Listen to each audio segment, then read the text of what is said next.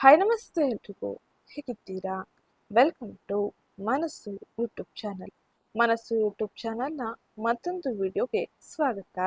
ನಾನಿವತ್ತು ನಿಮಗೆ ತಿಳಿಸೋಕೆ ಬಂದಿರೋ ವಿಷಯ ಏನಪ್ಪ ಅಂದರೆ 2026ರ ಏಪ್ರಿಲ್ ತಿಂಗಳಿನಲ್ಲಿ ಶುಕ್ರನು ತನ್ನದೇ ಆದ ರಾಶಿಯಲ್ಲಿ ತನ್ನ ಸಂಚಾರವನ್ನು ಮಾಡುತ್ತಿದ್ದಾನೆ.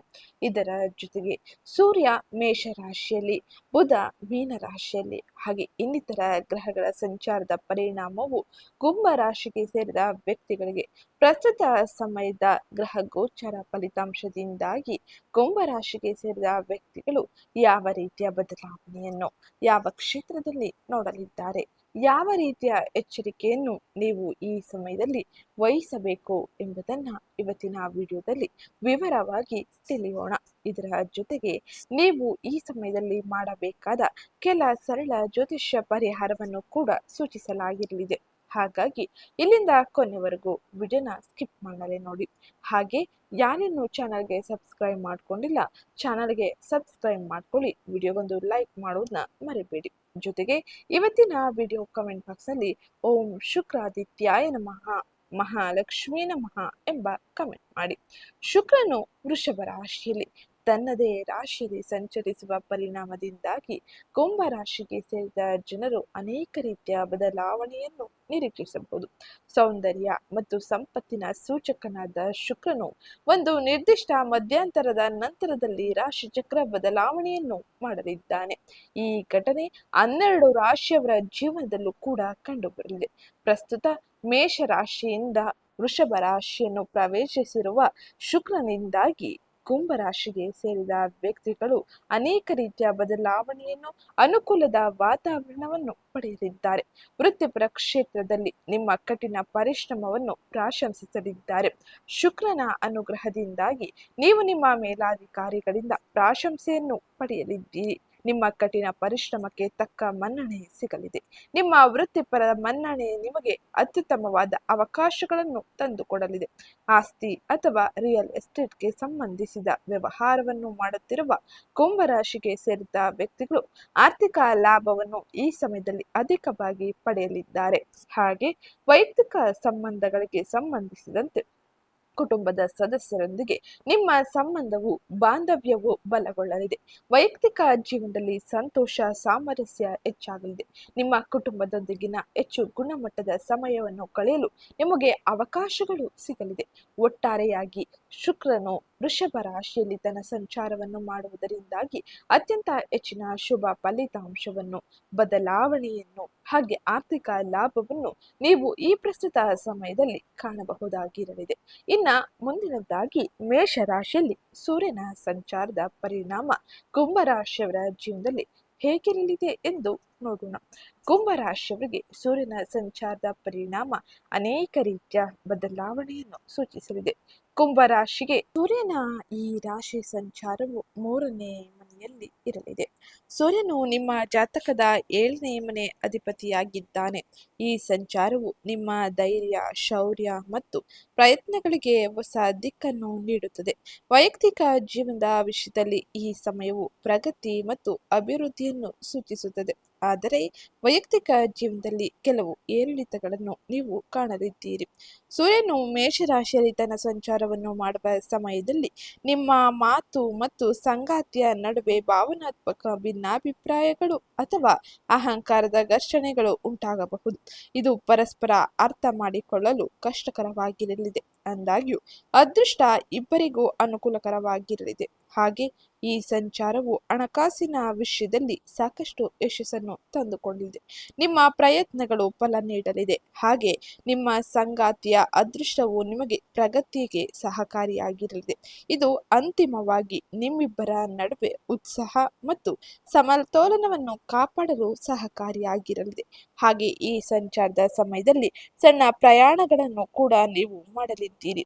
ನಿಮ್ಮ ಸಂಪತ್ತು ಮತ್ತು ಆತ್ಮವಿಶ್ವಾಸವನ್ನು ಹೆಚ್ಚಿಸಿಕೊಳ್ಳಲಿದ್ದೀರಿ. ನೀವು ಹೊಸ ಜನರೊಂದಿಗೆ ಸಂಪರ್ಕವನ್ನು ಸಾಧಿಸಲು ಈ ಸಂಚಾರವು ಹೆಚ್ಚಿನ ಸಹಕಾರಿಯಾಗಿರಲಿದೆ. ಹಾಗೆ ಈ ಸಂಪರ್ಕಗಳು ನಿಮ್ಮ ವ್ಯವಹಾರ ಅಥವಾ ವೃತ್ತಿ ಜೀವನಕ್ಕೆ ಹೊಸ ದಿಕ್ಕನ್ನು ನೀಡುತ್ತದೆ. ಹಾಗೆ ಉದ್ಯಮಿಗಳಿಗೆ ಇದು ವಿಸ್ತರಣೆ ಮತ್ತು ಖ್ಯಾತಿಯನ್ನು ಹೆಚ್ಚಿಸುತ್ತದೆ. ಹಾಗೆ ಮಾರುಕಟ್ಟೆಯಲ್ಲಿ ನಿಮ್ಮ ವಿಶ್ವಾಸಾರ್ಹತೆ ಬಲಗೊಳ್ಳಲಿದೆ. ಹಾಗೆ ನಿಮ್ಮ ಕೆಲಸಗಳಲ್ಲಿ ಅನೇಕ ರೀತಿಯ ಬದಲಾವಣೆಯನ್ನು ಪಡೆಯಲಿದ್ದು ನಿಮ್ಮ ಕೆಲಸವನ್ನು ಎಲ್ಲರೂ ಗುರುತಿಸಲಿದ್ದಾರೆ. ಆದಾಗ್ಯೂ ಈ ಸಮಯದಲ್ಲಿ ಪೋಷಕರ ಆರೋಗ್ಯದ ಬಗ್ಗೆ ಸ್ವಲ್ಪ ಸೂಕ್ಷ್ಮವಾಗಿ ಇರುವುದು ಬಹು ಮುಖ್ಯವಾಗಿರಲಿದೆ. ಆದ್ದರಿಂದ ಅವರ ಆರೋಗ್ಯದ ಬಗ್ಗೆ ವಿಶೇಷ ಗಮನ ಹರಿಸುವುದು ಅಗತ್ಯವಾಗಿರಲಿದೆ. ಸಾಮಾಜಿಕ ಜೀವನದಲ್ಲಿ ನಿಮ್ಮ ಇಮೇಜ್ ಸುಧಾರಿಸುತ್ತದೆ. ಹಾಗೆ ನಿಮ್ಮ ಜನರು ನಿಮ್ಮನ್ನು ಹೊಗಳಲಿದ್ದಾರೆ. ಇನ್ನು ಈ ಸಮಯದಲ್ಲಿ ಸೂರ್ಯನ ಸಕಾರಾತ್ಮಕ ಶಕ್ತಿಯನ್ನು ಬಲಪಡಿಸಲು ಭಾನುವಾರದಂದು ತಾಮ್ರದ ಪಾತ್ರೆಯಲ್ಲಿ ಕೆಂಪು ಚಂದನವನ್ನು ಬೆರೆಸಿ ಸೂರ್ಯ ದೇವರಿಗೆ ಅರ್ಘ್ಯ ಅರ್ಪಿಸುವುದು ತುಂಬಾ ಶುಭದಾಯಕವಾಗಿರಲಿದೆ.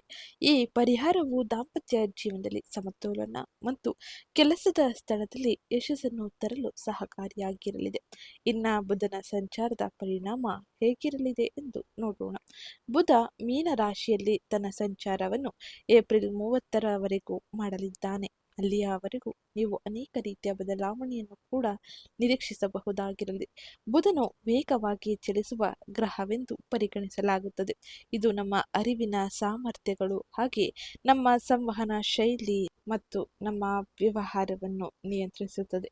ಬುಧ ಗ್ರಹವು ತನ್ನ ಪಥವನ್ನು ಬದಲಾಯಿಸಿದಾಗ ಅದು ಜನರ ನಿರ್ಧಾರ ತೆಗೆದುಕೊಳ್ಳುವ ಸಾಮರ್ಥ್ಯದ ಮೇಲೆ ಪ್ರಭಾವ ಬೀರುತ್ತದೆ. ಇದು ಕೆಲಸದ ವೇಗ ಮತ್ತು ಆರ್ಥಿಕ ಪರಿಸ್ಥಿತಿಯಲ್ಲಿ ಗಮನಾರ್ಹ ಬದಲಾವಣೆಗೆ ಕಾರಣವಾಗಲಿದೆ. ಬುಧನು 2 ರಾಶಿಚಕ್ರ ಚಿಹ್ನೆಗಳಾದ ಮಿಥುನ ಮತ್ತು ಕನ್ಯಾ ರಾಶಿಯನ್ನು ಆಳ್ವಿಕೆ ಮಾಡುವ ಗ್ರಹವಾಗಿದೆ. ಜ್ಯೋತಿಷ್ಯ ತತ್ವಗಳ ಪ್ರಕಾರ ಬುಧದ ಚಲನೆಯಿಂದಾಗಿ ಈ ಸಮಯದಲ್ಲಿ ವ್ಯಕ್ತಿಗಳ ಮನಸ್ಥಿತಿ, ಸಂವಹನ ಶೈಲಿ, ನಿರ್ಧಾರ ತೆಗೆದುಕೊಳ್ಳುವ ವಿಧಾನಗಳಲ್ಲಿ ಸೂಕ್ಷ್ಮ ಬದಲಾವಣೆಯನ್ನು ತರಲಿದೆ. ಹಾಗೆ ಇದು ವ್ಯಾಪಾರ, ಶಿಕ್ಷಣ ಮತ್ತು ವೃತ್ತಿ ಜೀವನಕ್ಕೆ ಸಂಬಂಧಿಸಿದ ವಿಷಯಗಳ ಮೇಲೆ ಪ್ರಭಾವವನ್ನು ವಿಶೇಷವಾಗಿ ಬೀರಲಿದೆ.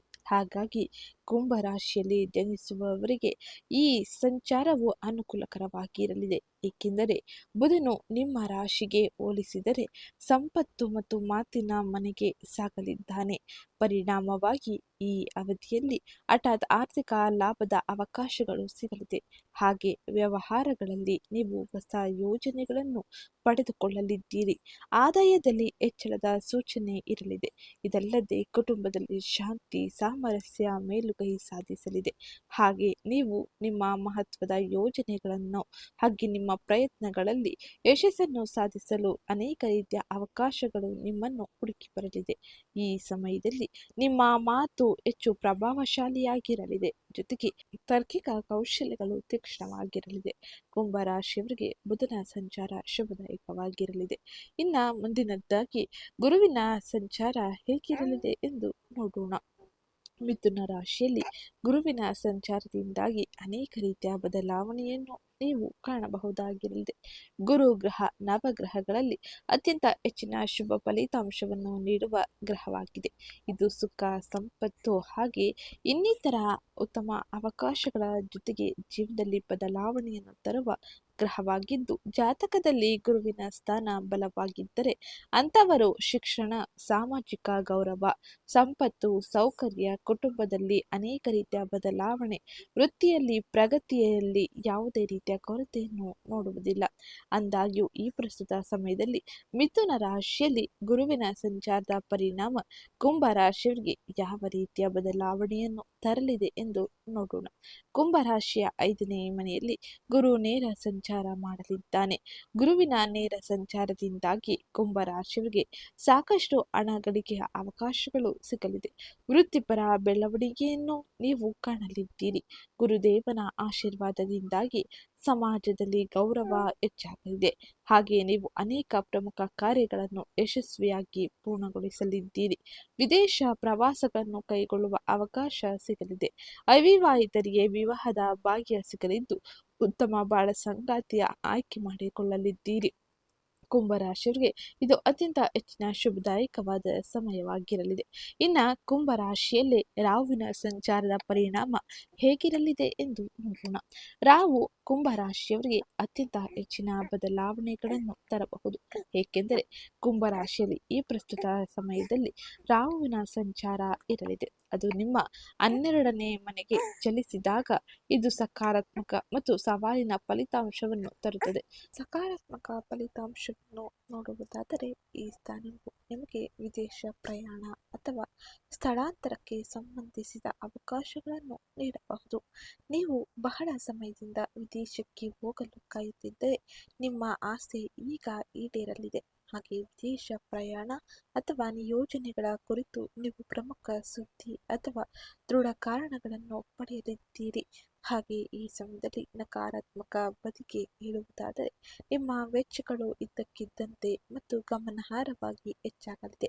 ಅನಗತ್ಯ ಮತ್ತು ಹಠಾತ್ ವೆಚ್ಚಗಳು ನಿಮ್ಮ ಹಣಕಾಸಿನ ಮೇಲೆ ಹೊರೆಯನ್ನು ತರಬಹುದು, ಹಾಗೆ ಇನ್ನಿತರ ಸಮಸ್ಯೆಗಳನ್ನು ಕೂಡ ನೀಡಲಿದೆ. ಹಾಗಾಗಿ ಎಲ್ಲವನ್ನು ಸರಿಯಾದ ರೀತಿಯಲ್ಲಿ ನಿಭಾಯಿಸುವುದು ಬಹು ಮುಖ್ಯವಾಗಿರಲಿದೆ. ಇದು ಪ್ರಮುಖವಾಗಿ ರಾಹುವಿನ ಸಂಚಾರದಿಂದಾಗಿ ನೀವು ನೋಡುವ ಬದಲಾವಣೆಯಾಗಿದ್ದು, ಇನ್ನು ಮುಂದಿನದಾಗಿ ಕುಂಭರಾಶಿಯವರಿಗೆ ಈ ಎಲ್ಲ ಗ್ರಹ ಗೋಚಾರ ಫಲಿತಾಂಶ ಯಾವ ರೀತಿಯ ಬದಲಾವಣೆಯನ್ನು ನಿಮ್ಮ ಜೀವನದ ವಿವಿಧ ಅಂಶಗಳಾದ ವೃತ್ತಿ, ವ್ಯವಹಾರ, ಆರ್ಥಿಕತೆ, ಆರೋಗ್ಯ, ಶಿಕ್ಷಣ, ಕುಟುಂಬದ ಮೇಲೆ ಬೀರಲಿದೆ, ಯಾವ ಸಮಯದಲ್ಲಿ ಯಾವ ಕ್ಷೇತ್ರದಲ್ಲಿ ಎಚ್ಚರಿಕೆಯಿಂದ ಇರಬೇಕು ಎಂಬುದನ್ನು ತಿಳಿಯೋಣ. ಅದಕ್ಕಿಂತ ಮುಂಚೆ ಯಾರೇನು ಚಾನಲ್ಗೆ ಸಬ್ಸ್ಕ್ರೈಬ್ ಮಾಡ್ಕೊಂಡಿಲ್ಲ, ಚಾನಲ್ಗೆ ಸಬ್ಸ್ಕ್ರೈಬ್ ಮಾಡ್ಕೊಳ್ಳಿ. ವಿಡಿಯೋಗೊಂದು ಲೈಕ್ ಮಾಡೋದನ್ನ ಮರಿಬೇಡಿ.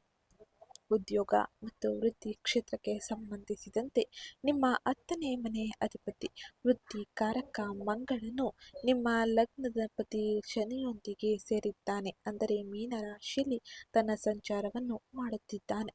ಇದರಿಂದಾಗಿ ಕಚೇರಿಯಲ್ಲಿ ನಿಮ್ಮ ಮಾತುಕತೆಗಳಲ್ಲಿ ಗಮನಾರ್ಹ ತೂಕವಿರುತ್ತದೆ. ಆದರೆ ನಿಮ್ಮ ಕಟ್ಟುನಿಟ್ಟಾದ ಮತ್ತು ಕಠಿಣ ವರ್ತನೆಯು ಸಹೋದ್ಯೋಗಿಗಳನ್ನು ಅಸಮಾಧಾನಗೊಳಿಸುತ್ತದೆ. ಕಚೇರಿಯ ಹತಾಶೆಗಳನ್ನು ಮನೆಗೆ ತಂದು ಕುಟುಂಬದ ಸದಸ್ಯರ ಮೇಲೆ ನಿಮ್ಮ ಕೋಪವನ್ನು ತೀರಿಸಿಕೊಳ್ಳಬಹುದು. ಹಾಗಾಗಿ ಎಲ್ಲವನ್ನು ಶಾಂತ ರೀತಿಯಲ್ಲಿ ನಿಭಾಯಿಸುವುದು ಬಹು ಮುಖ್ಯವಾಗಿರಲಿದೆ. 8ನೇ ಮನೆಯ ಅಧಿಪತಿ ಬುಧ ನೀಚನಾಗಿರುವುದರಿಂದಾಗಿ ನಿಮ್ಮ ವೃತ್ತಿಯಲ್ಲಿ ಅನಿರೀಕ್ಷಿತ ಅಡೆತಡೆಗಳು ಅಥವಾ ದೋಷಯುಕ್ತ ನಿರ್ಧಾರಗಳನ್ನು ತೆಗೆದುಕೊಳ್ಳುವ ಅಪಾಯವನ್ನು ಸೂಚಿಸಲಿದೆ. ಹಾಗಾಗಿ ಎಚ್ಚರಿಕೆಯಿರಲಿ, ಎಚ್ಚರಿಕೆಯಿಂದ ನಿರ್ಧಾರಗಳನ್ನು ತೆಗೆದುಕೊಳ್ಳಿ. ಆದಾಗ್ಯೂ ಈ ಪ್ರಸ್ತುತ ಸಮಯದಲ್ಲಿ 3ನೇ ಮನೆಯಲ್ಲಿ ಉಚ್ಚ ಸ್ಥಿತಿಯಲ್ಲಿ ಇರುವ ಸೂರ್ಯನಿಂದಾಗಿ ನೀವು ವಾತಾವರಣದಲ್ಲಿ ಸಂಪೂರ್ಣ ಬದಲಾವಣೆಯನ್ನು ಕೂಡ ನಿರೀಕ್ಷಿಸಬಹುದಾಗಿರಲಿದೆ. ನೀವು ತೆಗೆದುಕೊಂಡಿರುವ ದಿಟ್ಟ ಮತ್ತು ಧೈರ್ಯಶಾಲಿ ನಿರ್ಧಾರಗಳು ಕೆಲಸದಲ್ಲಿ ನಿಮಗೆ ನಕ್ಷತ್ರಿಕ ಖ್ಯಾತಿಯನ್ನು ತಂದುಕೊಡಲಿದೆ. ನಿಮ್ಮ ಪ್ರಸ್ತುತಿ ಸಂವಹನ ಕೌಶಲ್ಯವು ಅದ್ಭುತವಾಗಿ ಕಾರ್ಯನಿರ್ವಹಿಸಲಿದೆ. ಹಾಗೆ 5ನೇ ಮನೆಯಲ್ಲಿರುವ ಗುರುವಿನ ಕೃಪೆಯಿಂದಾಗಿ ನಿಮ್ಮ ನವೀನ ಐಡಿಯಾಗಳನ್ನು ಆಡಳಿತ ಮಂಡಳಿಯು ಹೆಚ್ಚು ಮೆಚ್ಚುತ್ತದೆ, ಸಂತೋಷವನ್ನು ತರಲಿದೆ. ಇನ್ನು ಮುಂದಿನದಾಗಿ ಹಣಕಾಸಿಗೆ ಸಂಬಂಧಿಸಿದಂತೆ ಆರ್ಥಿಕ ವ್ಯವಹಾರಗಳು ಹೇಗಿರಲಿದೆ ಎಂದು ನೋಡೋಣ. ನಿಮ್ಮ 2ನೇ ಧನ ಸ್ಥಾನದಲ್ಲಿ ಪಾಪ ಗ್ರಹಗಳು ಅಂದರೆ ಶನಿ, ಮಂಗಳ ಮತ್ತು ನೀಚ ಬುಧನಿಂದಾಗಿ ನೀವು ಈ ಪ್ರಸ್ತುತ ಸಮಯದಲ್ಲಿ ಆರ್ಥಿಕ ಪರಿಸ್ಥಿತಿಯಲ್ಲಿ ಸ್ವಲ್ಪ ಅಸ್ತವ್ಯಸ್ತತೆಯನ್ನು ಅನುಭವಿಸಲಿದ್ದೀರಿ. ನೀವು ನಿರೀಕ್ಷಿಸುವ ಹಣವು ನಿಮ್ಮ ಕೈ ಸೇರಬಹುದು, ಆದರೆ ಕುಟುಂಬದ ಖರ್ಚುಗಳು ವಿವರಿಸಲಾಗದಷ್ಟು ಹೆಚ್ಚಾಗಲಿದೆ. ಆದಾಗ್ಯೂ 5ನೇ ಮನೆ ಪೂರ್ವ ಪುಣ್ಯದ ಸ್ಥಾನದಲ್ಲಿ ಬಲವಾಗಿ ಕುಳಿತಿರುವ ಗುರು ಅಂದರೆ 2ನೇ ಮತ್ತು 11ನೇ ಮನೆಯ ಅಧಿಪತಿ ಒಂದು ದೊಡ್ಡ ಆಶೀರ್ವಾದವನ್ನು ನೀಡಲಿದ್ದಾನೆ. ಈ ಕಾರಣದಿಂದಾಗಿ ಇಂದಿನ ಹೂಡಿಕೆಗಳು ಷೇರು ಮಾರುಕಟ್ಟೆ ಅದ್ಭುತ ಆದಾಯವನ್ನು ನೀಡಲಿದೆ. ಕಷ್ಟದ ಸಮಯದಲ್ಲಿ ನೀವು ಸ್ನೇಹಿತರಿಂದ ಸಹಾಯವನ್ನು ಪಡೆಯಲಿದ್ದೀರಿ. ಹಾಗೆ ಶುಕ್ರನ ಬಲವು ನಿಮಗೆ ಮನೆ ಮತ್ತು ವಾಹನದ ಸಾಲವನ್ನು ತೀರಿಸಲು ಉತ್ತಮವಾದ ಅವಕಾಶಗಳನ್ನು ನೀಡಲಿದೆ. ಈ ಸಮಯದಲ್ಲಿ ಅತ್ಯಂತ ಹೆಚ್ಚಿನ ಶುಭ ಫಲಿತಾಂಶಗಳನ್ನು, ಬದಲಾವಣೆಗಳನ್ನು ಆರ್ಥಿಕ ವ್ಯವಹಾರಗಳಲ್ಲಿ ನೋಡಲಿದ್ದೀರಿ. ಯಾವುದೇ ಹಣಕಾಸಿನ ನಿರ್ಧಾರಗಳನ್ನು ತೆಗೆದುಕೊಳ್ಳುವುದಕ್ಕಿಂತ ಮುಂಚೆ ಬಹಳಷ್ಟು ಯೋಚಿಸಿ ಮುಂದುವರಿಯಿರಿ. ಹಾಗೆ ಈ ಸಮಯದಲ್ಲಿ ದುಡುಕು ನಿರ್ಧಾರವು ನಿಮಗೆ ಆರ್ಥಿಕ ಗೊಂದಲ ಅಥವಾ ಆರ್ಥಿಕ ಸಮಸ್ಯೆಯನ್ನು ಕೂಡ ತರಲಿದೆ.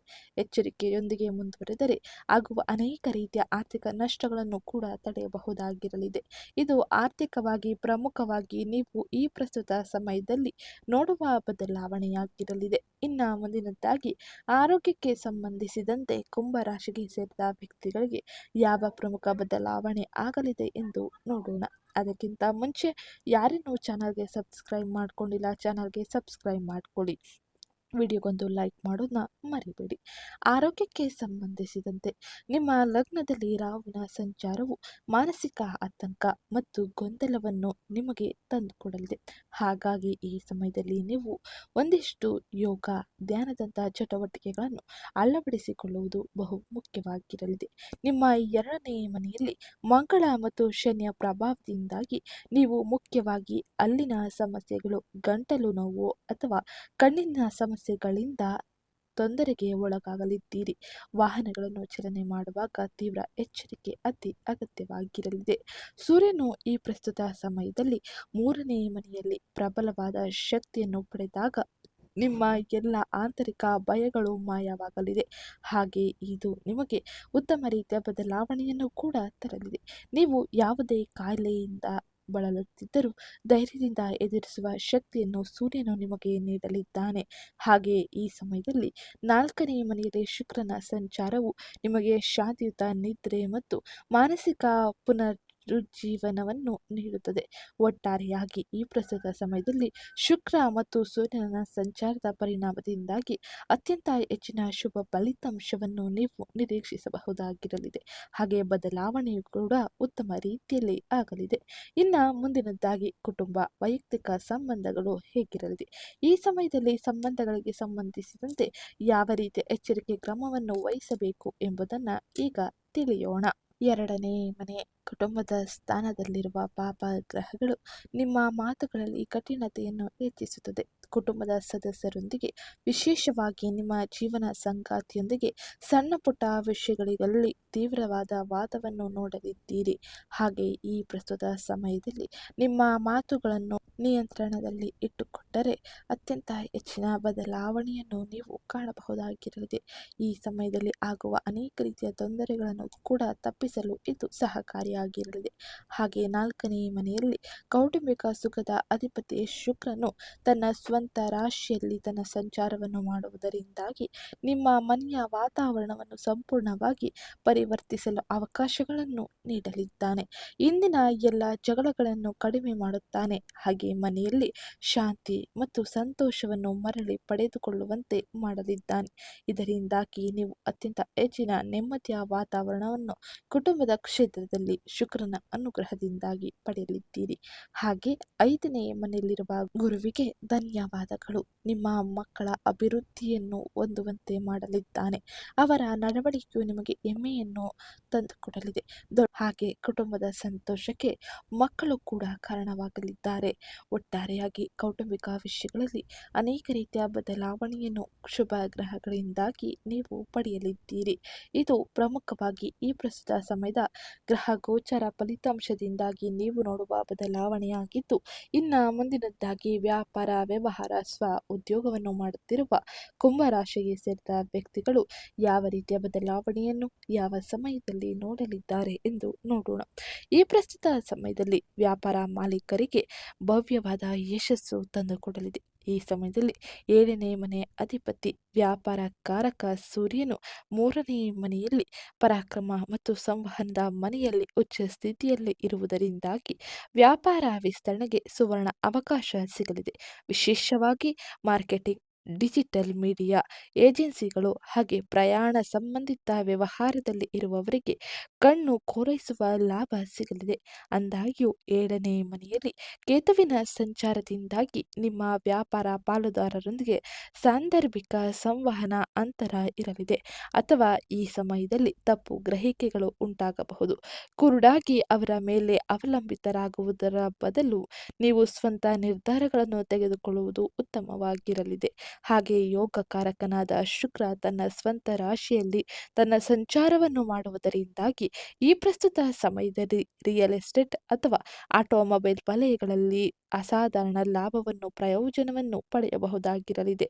ಇದು ನಿಮಗೆ ಹೆಚ್ಚಿನ ಸಂತೋಷವನ್ನು, ಬದಲಾವಣೆಯನ್ನು, ಆರ್ಥಿಕ ಲಾಭವನ್ನು ತಂದುಕೊಳ್ಳಲಿದೆ. ಇದರಿಂದಾಗಿ ಅತ್ಯಂತ ಹೆಚ್ಚಿನ ಶಾಂತ ರೀತಿಯ ಹಾಗೆ ಸುಖ ಸಂತೋಷದ ಜೀವನವನ್ನು ನೀವು ನಡೆಸಬಹುದಾಗಿರಲಿದೆ. ಇನ್ನು ಮುಂದಿನದ್ದಾಗಿ ಶಿಕ್ಷಣ ಕ್ಷೇತ್ರಕ್ಕೆ ಸಂಬಂಧಿಸಿದಂತೆ ಕುಂಭರಾಶಿಗೆ ಸೇರಿದ ವಿದ್ಯಾರ್ಥಿಗಳು ಯಾವ ಪ್ರಮುಖ ಬದಲಾವಣೆಯನ್ನು ಕಾಣಲಿದ್ದಾರೆ ಎಂದು ನೋಡೋಣ. ಶಿಕ್ಷಣದ 5ನೇ ಮನೆಯಲ್ಲಿ ಗುರು ಭಗವಾನ್ ಸಂಚರಿಸುವುದರಿಂದಾಗಿ ಈ ಸಮಯದಲ್ಲಿ ವಿದ್ಯಾರ್ಥಿಗಳಿಗೆ ವಿಶೇಷವಾಗಿ ಉನ್ನತ ಶಿಕ್ಷಣವನ್ನು ಅನುಸರಿಸುತ್ತಿರುವವರಿಗೆ ಅದ್ಭುತ ಅವಕಾಶಗಳು ಸಿಗಲಿದೆ. ಅಂದಾಗ್ಯೂ 5ನೇ ಅಧಿಪತಿ ಬುಧ 2ನೇ ಮನೆಯಲ್ಲಿ ನೀಚನಾಗಿರುವುದರಿಂದಾಗಿ ಮೌಖಿಕ ಪರೀಕ್ಷೆಗಳ ಸಮಯದಲ್ಲಿ ನೀವು ತಡಬಡಾಯಿಸಬಹುದು.